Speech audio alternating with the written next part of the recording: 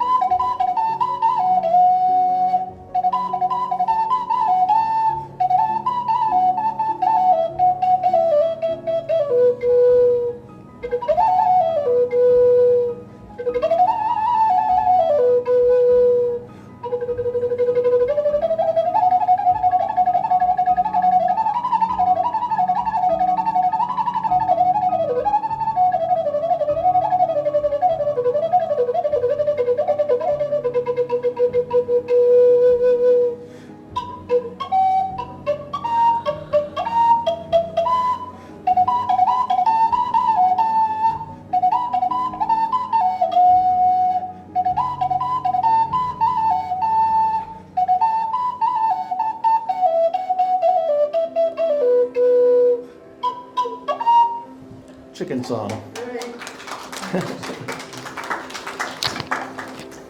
I need to teach you some things here. We're going to make it rain. How about that? We're going to make it rain. So you need to rub your hands when I have you do that. You hear some of that? Just a little bit of, okay. And then we go, raindrops are falling down, and then you pat your lap. Now you got more rain coming down, and that's more of the medium rain coming down. I can't do lightning, so I don't want to try. I don't want to try it here anyway. So and so on. Okay, so in my story, when I say the line about and then it began to rain, that's your cue to start doing this and doing that. Okay, so it's the hand first, and then the clipping, and then that. Okay, so. So I went to, my daughter and I, we were a part of an art exchange for a month or so. We were in Australia and New Zealand. And so we stayed with the community there in Australia, and it was the community that made the didgeridoo. And I thought, oh, this is great. I get to see this firsthand. And so I got up early one morning with the guys, the crew, in this really risky truck, and got in. I got in the back there. I don't know why I got in the back, but we went down this dirt roads and into this area, and it's called Queensland. And they had trees there that were growing there in this harvest of area. And one of the guys there, he took a hatchet and cut a notch into the tree about midway up, and he stuck his finger inside there, and I didn't know what that was about. And he goes, this one. I go, well, how do you know? He says, well, because it's hollow inside. I said, well, how does it get hollow inside? And he points over to this big mound, and I thought, oh, that's termites. That's a big, giant termite. It was over my head. It was, I'm 5'6". Everything's over my head. So yeah, it was about 6 foot tall mound, and they get inside the tree and they help eat the inside of the tree out to hollow it out. And so, yeah, that starts the process. So he says, this is the one. So he cut it all the way down, and they got 2 pieces out of that. And we took it back to the community site. And there they had a workshop in there that they put hot coal down in the middle of that, and it burns a little bit more of the inside of that tree. And they keep shaping that, and they saw it out, and they shape it some more until it gets to a right amount. And then they put beeswax at the end of that so that they can blow into it to make the sound. And they were testing it, and they were testing it, and they chop it down some more. And soon it was a didgeridoo, and I was like, wow, that's amazing. And then they took it to another part of their area where someone came and painted the outside, decorative really dots and kind of line work and so on. And then they took it down to Sydney, Australia. They have galleries down there where the owners would just buy the didgeridoos from this community, but they really charge about 3 times as much as they sold them for. So that was a little bit of discernment there, but that was their livelihood. So they could take their goods down there and get them sold. So that was fantastic to be a part of that. And then we had a chance to go to their ceremonial site, which was an island. It's called Fraser Island, and it's a big sand dune of an island. So this is a kind of an island where you drive around the outside of the island, and that's the highway. So you don't want to lay out on the beach because you get run over. Yeah, you have to learn that first. And so yeah, but there are inroads into the island itself, and there's some nice sacred sites to that as well. So one evening I sat there and had a chance to meet with Didge, who's short for didgeridoo, I think. His name was Didge. And he had a didgeridoo. And we sat around a campfire, and we started to share some music. He was playing his music, and it sounded amazing. The reverberation, just the feeling of that going through your body when you play and you sit close to someone who's playing that instrument. And he was playing, and he was just telling me a little bit of stories and so on. And he says, hey, why don't you play your Native American flute, and we'll see if we can make something work. And well, we tried for a couple of hours or whatever it was, and no one was around us. No one recorded us. No one saw us. So I can tell you that it sounded great, just amazing. I mean, out of this world.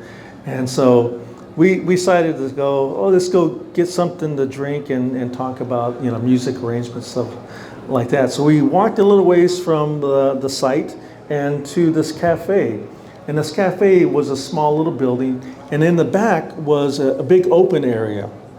And then there was a kind of a picnic bench right there. We sat right there, and we were sitting there, and we're talking, and I noticed that in the middle of this open area was a bag, a brown bag that was rolled up tight like this, but it was plump. And I thought, I don't know what's in that, and why is it sitting in the middle of the open space? And so we were just talking some more, and all of a sudden I saw little ravens, little youth ravens hopping around it. There was 2 of them at first, and they're hopping around, pecking at it. I thought, well, okay, I guess that's what happens here. And I looked back and was talking some more, and then soon there was 5 of them, little ravens just running around that, and they were like making noise. They're trying to get to the bag, and nothing was happening. So I just off the side of my peripheral, I saw a huge adult raven come flying down in the middle of them. They all kind of scatter out of the way, and he just gets mad, like, "Wah, wah," rah, rah. And he's like telling them, and I'm just going to interpret kind of what he said. He's like, don't you guys know how to open this bag? Don't you know that there's food inside here? This is how you live with humans. They're feeding you. So he gets mad at them a little bit more. I don't know what else he said, but he grabs the bag with his beak and flies straight up into the air. Straight up, and then he lets the bag go, and it comes crashing back down, splits wide open, fries and burgers for everyone. So these little birds started eating all that. And then the adult raven just flies back to his little perch there. And then it began to rain. Make it rain.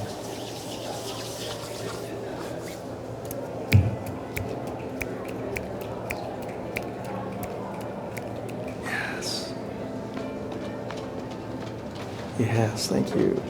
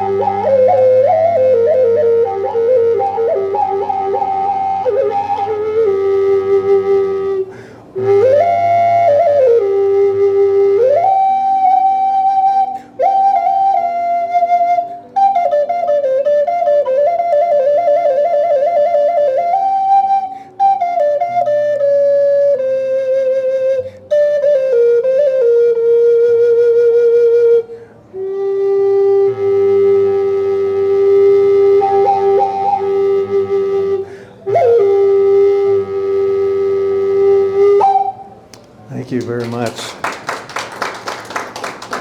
So I did that one time before, and everyone thought I had some sort of machine down here. I was like, how did you do that? I was like, it's in my throat. I mean, you got something in your throat? No, I mean, I made the sound with my throat. And basically, you guys will be able to do this after I tell you how to do this, so don't tell anyone else. So it's just between you and I.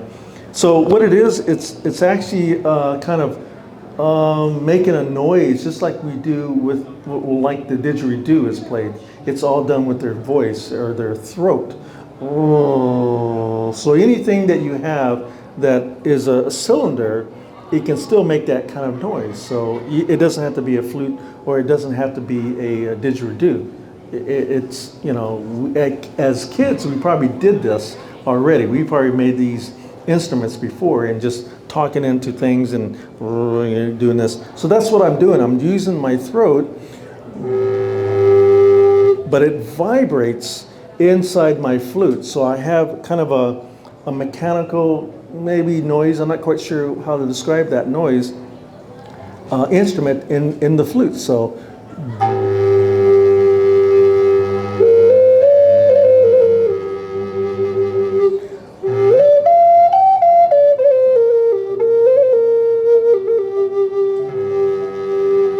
So that's how that's done, and knowing that I was able to kind of mimic that didgeridoo sound, because I couldn't get a didgeridoo in my suitcase when I came back. It was just like, it didn't fold in half, so I couldn't take it. So yeah, so I started messing around with the flute, and I figured out how that sounded, and I think that got close, so I'll say that for that reason. So, all right, thank you so much for that.